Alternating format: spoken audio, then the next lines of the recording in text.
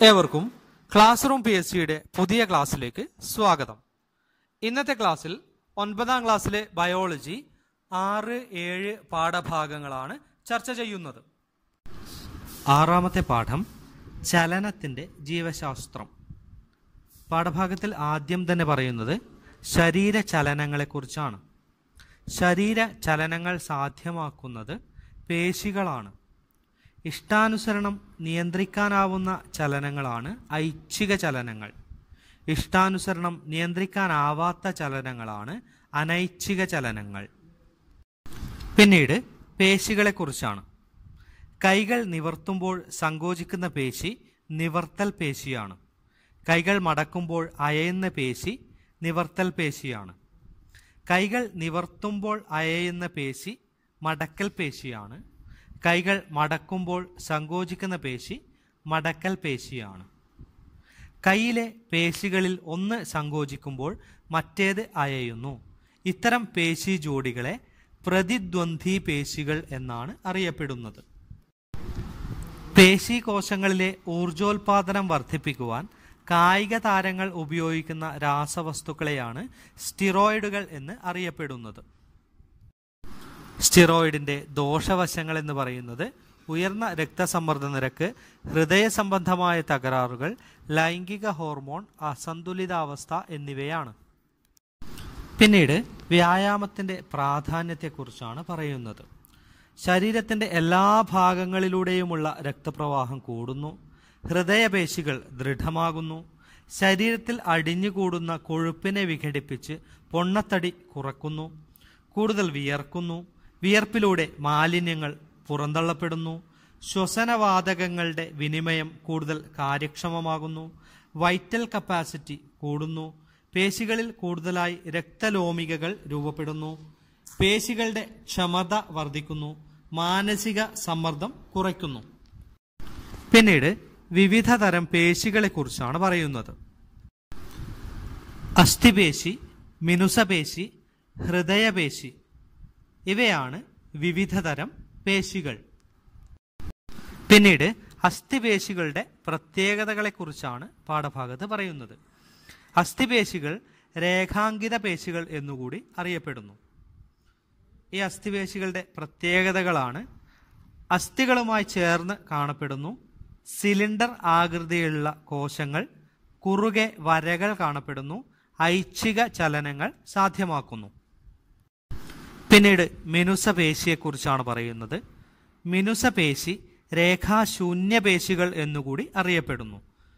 മിനുസപേശികളുടെ പ്രത്യേകതകളാണ് ഇനി പറയുന്നത്. ആമാശയം, ചെറുകുടൽ തുടങ്ങിയ ആന്തരിക അവയവങ്ങളിലും രക്തക്കുഴലുകളിലും കാണപ്പെടുന്നു. സ്പിൻഡിൽ ആകൃതിയുള്ള കോശങ്ങളാണ്. കുറുകെ വരകൾ ഇല്ല. അനൈച്ഛിക ചലനങ്ങൾ സാധ്യമാകുന്നു. ഹൃദയപേശി ഹൃദയഭിത്തികളിൽ കാണപ്പെടുന്നു. ശാഖകളായി പിരിഞ്ഞ കോശങ്ങളാണ്. കുറുകെ വരകൾ കാണപ്പെടുന്നു. അനൈച്ഛിക ചലനങ്ങൾ സാധ്യമാക്കുന്നു. പിന്നീട് പാഠഭാഗത്ത് പറയുന്നത് വിശ്രമമില്ലാതെ കഠിനമായി അധ്വാനിക്കുമ്പോൾ വേണ്ടയളവിൽ ഓക്സിജൻ ലഭ്യമായില്ലെങ്കിൽ അവായു ശ്വസനം വഴി പേശികളിൽ അടിഞ്ഞുകൂടുന്ന ആസിഡാണ് ലാക്റ്റിക് ആസിഡ്. ലാക്റ്റിക് ആസിഡ് അടിഞ്ഞുകൂടുന്നത് മൂലം പേശികളിൽ സംഭവിക്കുന്നത് അസിഡിറ്റി ഉയരുന്നു. പിന്നീട് പേശി ക്ലമത്തെക്കുറിച്ചാണ് പറയുന്നത്. പേശി ക്ഷീണിക്കുകയും സങ്കോചിക്കുവാനുള്ള കഴിവ് താൽക്കാലികമായി നഷ്ടപ്പെടുകയും ചെയ്യുന്ന അവസ്ഥയാണ് പേശി ക്ലമം എന്ന് പറയുന്നത്. നോട്ട് ചെയ്ത് വെക്കാം.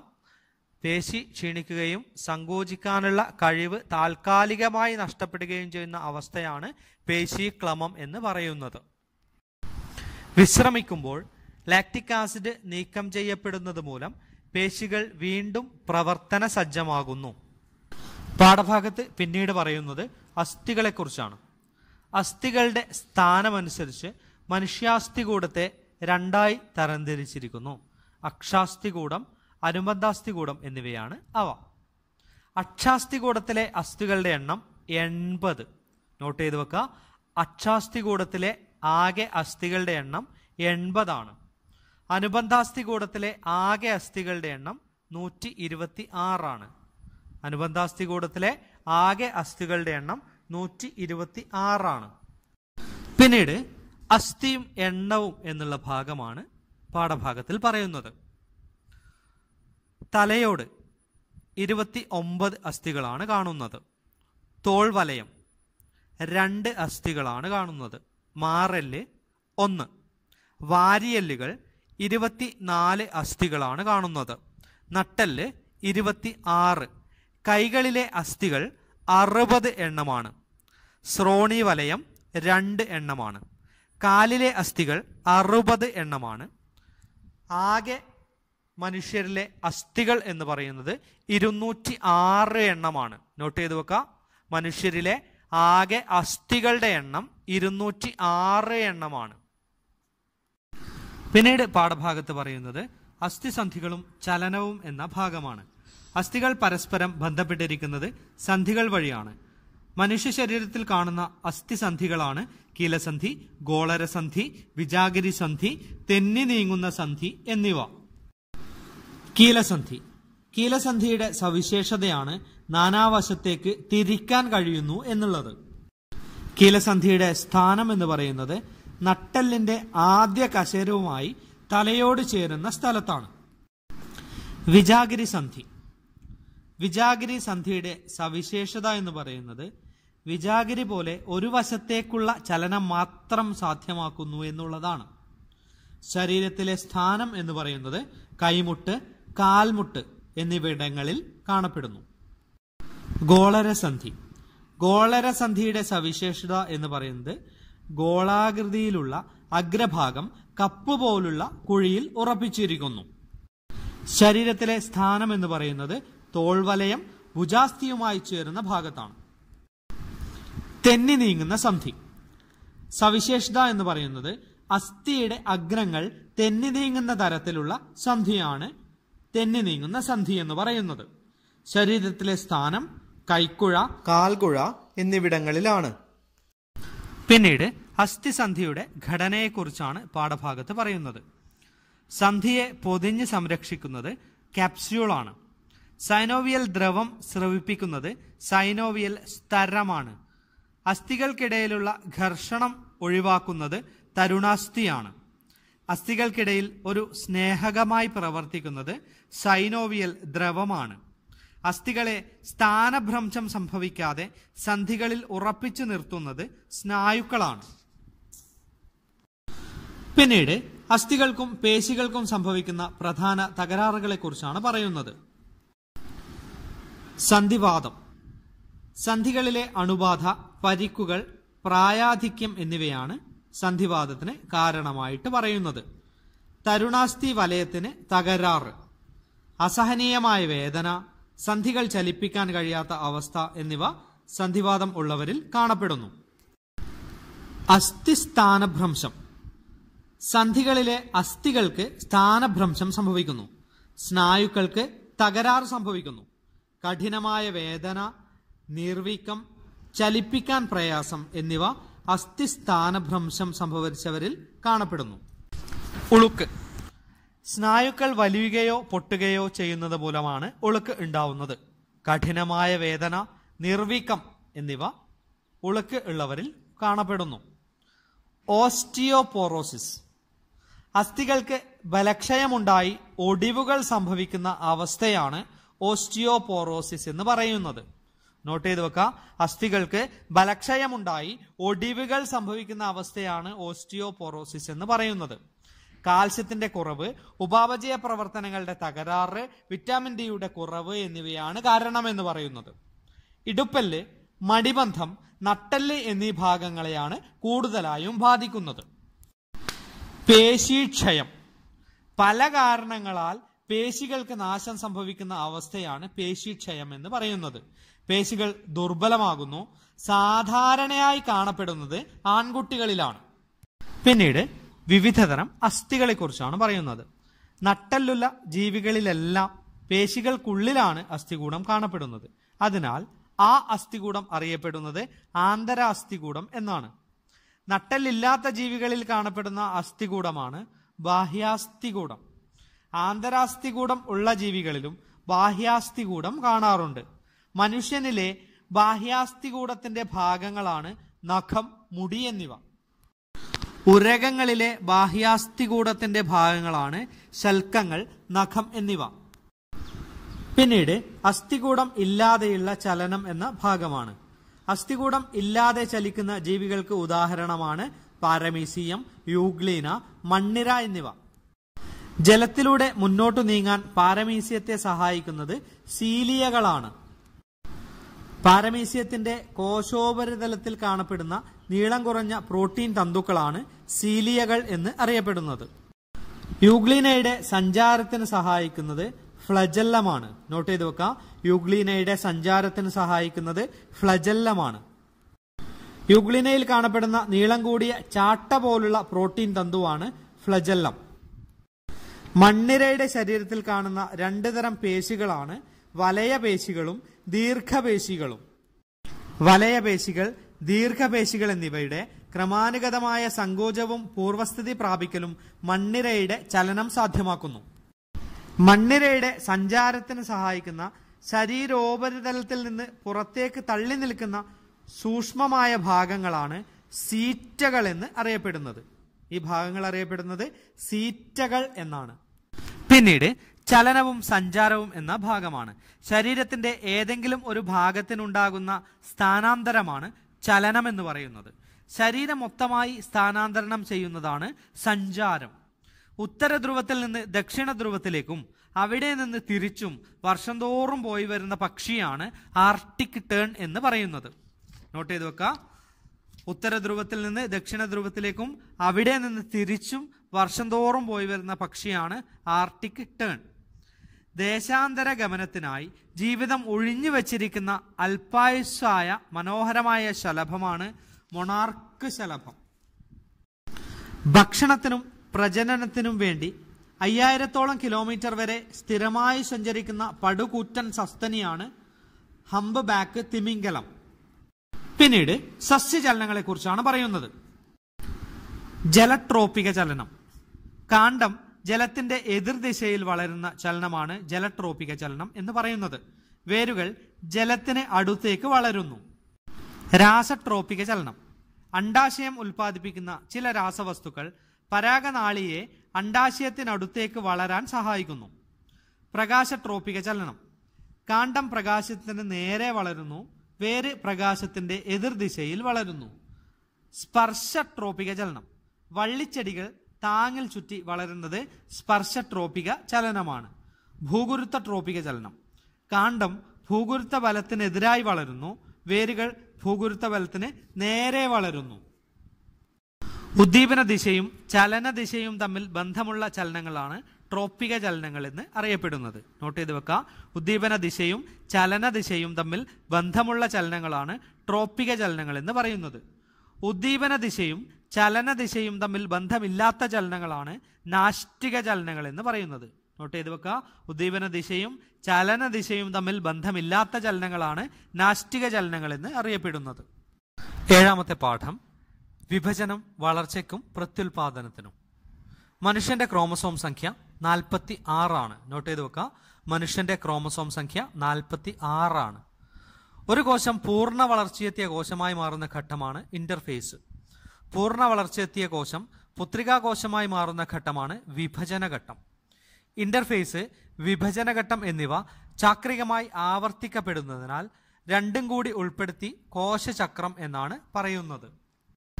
കോശവിഭജനവും കോശ വളർച്ചയുമാണ് ശരീര വളർച്ച സാധ്യമാക്കുന്നത്.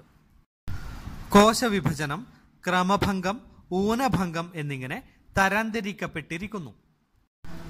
ക്രമഭംഗം ശരീര വളർച്ചയെ സഹായിക്കുന്ന കോശവിഭജന രീതിയാണ് ക്രമഭംഗം.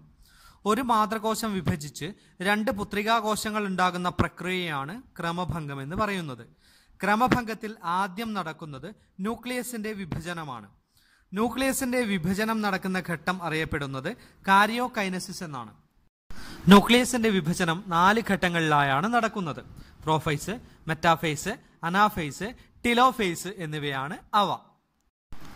സെൻട്രോസോം ഇല്ലാത്തതിനാൽ സസ്യകോശത്തിൽ സെൻട്രിയോളുകൾ ഇല്ലാതെയാണ് കീലതന്തുക്കൾ രൂപം കൊള്ളുന്നത്. ന്യൂക്ലിയസിന്റെ വിഭജനം പൂർത്തിയാകുന്നതോടെ മാതൃകോശത്തിൽ 2 പുത്രികാ ന്യൂക്ലിയസുകൾ ഉണ്ടാകുന്നു. എന്നാൽ ക്രോമസോമുകളുടെ എണ്ണത്തിന് മാറ്റമുണ്ടാകുന്നില്ല. കോശദ്രവ്യ വിഭജനം എന്ന് അറിയപ്പെടുന്നത് സൈറ്റോകൈനസിസ് ആണ്. കോശ വിഭജന ഫലമായി ഉണ്ടാകുന്ന പുത്രികാകോശങ്ങൾ വളർന്ന് വീണ്ടും വിഭജനത്തിന് വിധേയമാകുന്നു. ഓരോ തവണ വിഭജിക്കുമ്പോഴും ജനിതക വസ്തു ഇരട്ടിച്ച ശേഷമാണ് കോശം വിഭജിക്കുന്നത്. അതിനാൽ എത്ര തവണ കോശ വിഭജനം നടന്നാലും ക്രോമസോം സംഖ്യയ്ക്ക് മാറ്റം സംഭവിക്കുന്നില്ല. ക്രമഭംഗം ഒരു നിയന്ത്രിത പ്രവർത്തനമാണ്. കോശം അമിതമായി വിഭജിച്ച് ക്രമരഹിതമായി പെരുകുന്നത് മൂലമുണ്ടാകുന്ന രോഗമാണ് ക്യാൻസർ. നോട്ട് ചെയ്ത് വെക്കുക. കോശം അമിതമായി വിഭജിച്ച് ക്രമരഹിതമായി പെരുകുന്നത് മൂലമുണ്ടാകുന്ന രോഗമാണ് ക്യാൻസർ. ഏകകോശ ജീവികളിൽ ക്രമഭംഗം പ്രത്യുൽപാദനത്തിലേക്കാണ് നയിക്കുന്നത്. പിന്നീട് ന്യൂക്ലിയസിന്റെ വിഭജനത്തെക്കുറിച്ചാണ് പറയുന്നത്. 4 ഘട്ടങ്ങളാണ് ന്യൂക്ലിയസിന്റെ വിഭജനത്തിൽ കാണപ്പെടുന്നത്. പ്രോഫേസ്, മെറ്റാഫേസ്, അനാഫേസ്, ടിലോഫേസ് എന്നിവയാണ് അവ. പിന്നീട് ഓരോ ഘട്ടത്തിലും നടക്കുന്ന മാറ്റങ്ങളെക്കുറിച്ചാണ് പറയുന്നത്. പ്രോഫേസ്, ക്രോമാറ്റിൻ ജാലിക ക്രോമസോമുകളായി രൂപപ്പെടുന്നു. മെറ്റാഫേസ്, ക്രോമസോമുകൾ കോശത്തിന്റെ മധ്യഭാഗത്ത് നിരനിരയായി ക്രമീകരിക്കുന്നു. അനാഫേസ്, ക്രോമസോമിന്റെ ക്രോമാറ്റിഡുകൾ വേർപിരിയുന്നു. ഓരോ ക്രോമാറ്റിഡുകളുള്ള പുത്രികാ ക്രോമസോമുകളായി ഇരു ധ്രുവങ്ങളിലേക്കും നീങ്ങുന്നു. ടിലോഫേസ്, നീങ്ങിയ ക്രോമസോമുകൾ ക്രോമാറ്റിൻ ജാലികയായി മാറുന്നു. 2 പുത്രികാ ന്യൂക്ലിയസുകൾ ഉണ്ടാകുന്നു. ഇത്രയും മാറ്റങ്ങളാണ് ന്യൂക്ലിയസിന്റെ വിഭജന സമയത്ത് നടക്കുന്നത്. പിന്നീട് കോശദ്രവ്യ വിഭജനം സസ്യങ്ങളിൽ എന്ന ഭാഗമാണ്. കോശദ്രവ്യ വിഭജനം കാരണമായി സസ്യകോശത്തിൽ പുത്രികാ ന്യൂക്ലിയസുകൾക്കിടയിൽ ചെറു സ്തരസഞ്ചികൾ രൂപപ്പെടുന്നു. ചെറു സ്തരസഞ്ചികൾ ചേർന്ന് രൂപപ്പെടുന്നതാണ് കോശഫലകം. കോശഫലകം ഇരുവശത്തേക്കും വളർന്ന് പ്ലാസ്മാ സ്തരവുമായി ചേരുന്നു. പിന്നീട് വളർച്ചയുടെ ഘട്ടങ്ങളെക്കുറിച്ചാണ് പറയുന്നത്. കൗമാരപ്രായം, ഏകദേശം 10 മുതൽ 19 വയസ്സുവരെയുള്ള കാലഘട്ടത്തെയാണ് കൗമാരപ്രായം എന്ന് പറയുന്നത്. ഒരു വ്യക്തിയുടെ വളർച്ച പൂർത്തിയാകുന്നത് 20 വയസ്സിന്റെ തുടക്കത്തിലാണ്. പിന്നീട് വാർദ്ധക്യത്തിന്റെ സവിശേഷതകൾ എന്ന ഭാഗമാണ്. എന്തൊക്കെയാണ് വാർദ്ധക്യത്തിന്റെ സവിശേഷതകൾ എന്ന് നോക്കാം. കോശ വിഭജന നിരക്ക് കുറയുന്നു. കോശത്തിലേക്കുള്ള ഓക്സിജന്റെ ലഭ്യത കുറയുന്നു. കോശങ്ങൾ കൂടുതലായി നശിക്കുന്നു. പേശികൾ ശുഷ്കിക്കുന്നു. ഊർജോൽപാദനം കുറയുന്നു. ഇന്ദ്രിയങ്ങളുടെ കാര്യക്ഷമത കുറയുന്നു. പിന്നീട് പാഠഭാഗത്ത് പറയുന്നത് സസ്യങ്ങളുടെ വളർച്ച എന്ന ഭാഗമാണ്. 465 വർഷത്തോളം പഴക്കമുള്ള തേക്കാണ് കന്നിമരത്തേക്ക്. ജീവിതകാലം മുഴുവൻ സസ്യങ്ങളെ വളരാൻ സഹായിക്കുന്ന കോശങ്ങളാണ് മെരിസ്റ്റമിക കോശങ്ങൾ. നോട്ട് ചെയ്ത് വെക്കാം. ജീവിതകാലം മുഴുവൻ സസ്യങ്ങളെ വളരാൻ സഹായിക്കുന്ന കോശങ്ങളാണ് മെരിസ്റ്റമിക കോശങ്ങൾ. പിന്നീട് വിവിധ തരം മെരിസ്റ്റത്തെക്കുറിച്ചാണ് പറയുന്നത്. വേരിന്റെയും കാണ്ഡത്തിന്റെയും നീളം കൂടാൻ സഹായിക്കുന്ന മെരിസ്റ്റമാണ് അഗ്രമെരിസ്റ്റം. കാണ്ഡം, വേര് എന്നിവ വണ്ണം വയ്ക്കാൻ സഹായിക്കുന്ന മെരിസ്റ്റമാണ് പാർശ്വമെരിസ്റ്റം. ദ്വിബീജ പത്രസസ്യങ്ങളിൽ മാത്രം കാണപ്പെടുന്ന മെരിസ്റ്റമാണ് പാർശ്വമെരിസ്റ്റം. കാണ്ഡം നീളം കൂടാൻ സഹായിക്കുന്ന മെരിസ്റ്റമാണ് പർവാന്തര മെരിസ്റ്റം. ഏകബീജ പത്രസസ്യങ്ങളുടെ പർവ്വത്തിന് മുകളിൽ കാണപ്പെടുന്ന മെരിസ്റ്റമാണ് പർവാന്തര മെരിസ്റ്റം. പിന്നീട് ഊനഭംഗത്തെക്കുറിച്ചാണ് പറയുന്നത്. ബീജകോശങ്ങൾ രൂപപ്പെടുന്ന കോശവിഭജന രീതിയാണ് ഊനഭംഗം. ഊനഭംഗം നടക്കുന്നത് ലൈംഗികാവയവങ്ങളിലെ ബീജോൽപാദന കോശങ്ങളിലാണ്. 46 ക്രോമസോമുകളുള്ള മനുഷ്യരിലെ ബീജോൽപാദക കോശം തുടർച്ചയായി വിഭജിക്കുന്നത് 2 തവണയാണ്. ഊനഭംഗത്തിലെ വിഭജനങ്ങളാണ് ഊനഭംഗം 1, ഊനഭംഗം 2 എന്നിവ. ഊനഭംഗം 1-ൽ ക്രോമസോം സംഖ്യ പകുതിയാകുന്നു. തൽഫലമായി 23 ക്രോമസോമുകൾ വീതമുള്ള 2 പുത്രികാകോശങ്ങൾ ഉണ്ടാകുന്നു. ഊനഭംഗം 2-ൽ ഓരോ പുത്രികാകോശവും വീണ്ടും വിഭജിക്കുന്നു.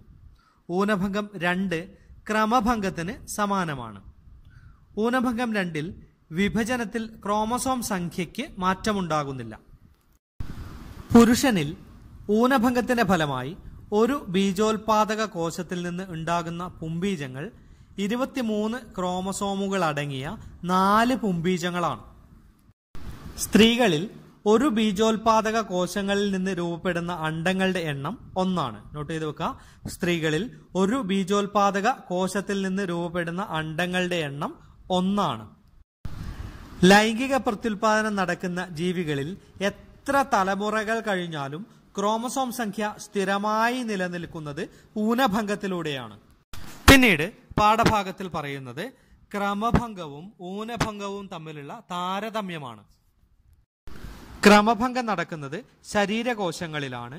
ഊനഭംഗം നടക്കുന്നത് ബീജോൽപാദക കോശങ്ങളിലാണ്. ക്രമഭംഗത്തിൽ ക്രോമസോം സംഖ്യ മാറ്റമില്ലാതെ തുടരുന്നു. ഊനഭംഗത്തിൽ നേർപകുതിയായി മാറുന്നു. ക്രമഭംഗത്തിൽ പുത്രികാകോശങ്ങളുടെ എണ്ണം 2 ആണ്. ഊനഭംഗത്തിൽ പുത്രികാകോശങ്ങളുടെ എണ്ണം 4 ആണ്. ഇതോടുകൂടി 9ാം ക്ലാസ്സിലെ ബയോളജി പാഠഭാഗം പൂർണ്ണമാവുന്നു. നിങ്ങൾക്ക് ക്ലാസ്സുകൾ ഇഷ്ടമായെങ്കിൽ ലൈക്ക് ചെയ്യുക, ഷെയർ ചെയ്യുക, സബ്സ്ക്രൈബ് ചെയ്യുക.